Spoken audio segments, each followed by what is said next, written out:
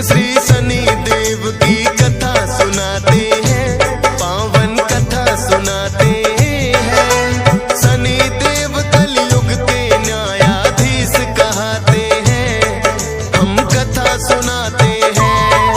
हम सूर्य पुत्र श्री शनि देव की कथा सुनाते हैं, पावन कथा सुनाते हैं। शनि देव कलयुग के न्यायाधीश कहते हैं,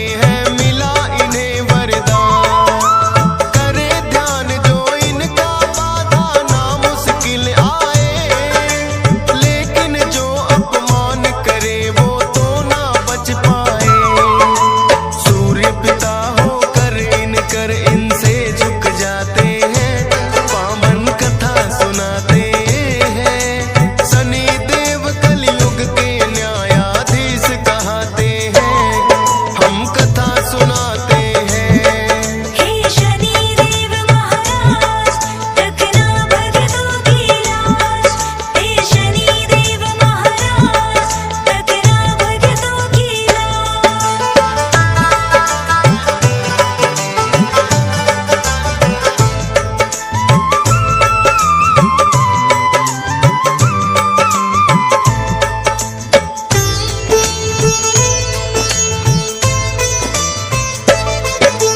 सुनकर बोले राजन कैसे उत्तम है स्थान, अपने पिता को ही जिसने यूं कर दिया हो अपमान।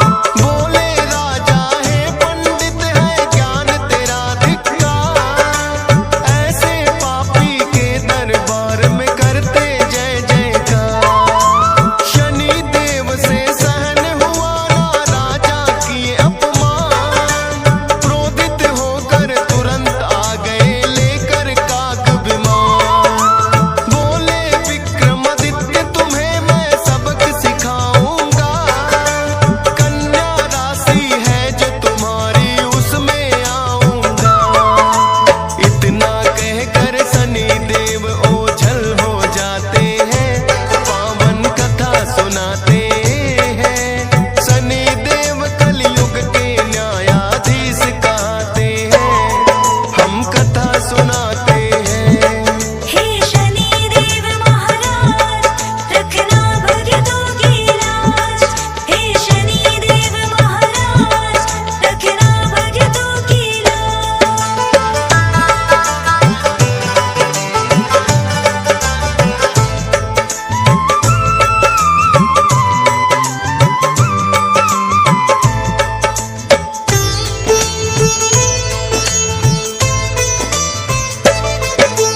विक्रमादित्य की राशि में फिर शनि किए प्रवेश, उसी समय से होने लगे राजन को कष्ट कलेश। शनि कोप से बचने का कोई रास्ता ना सूझा, एकांतवास में जाकर करने लगे वो शिव की पूजा। कहने लगे भोले हे राजन शनि शरण में जाओ, माफी मांगो अपने पाप की चरणों में शीश झुकाओ। राजपाट छिन गया राजन का नगर में पड़ा अकाल, उजड़ गई उज्जैनी नगरी जो थी कभी खुशहाल। अपने कहे वचनों पे फिर राजन पछताते हैं, पावन कथा सुनाते हैं। शनि देव कलयुग के न्यायाधीश कहते हैं, हम कथा सुनाते हैं। हे शनि देव महाराज रखना भक्तों की लाज। हे शनि देव महाराज रखना भक्तों की लाज।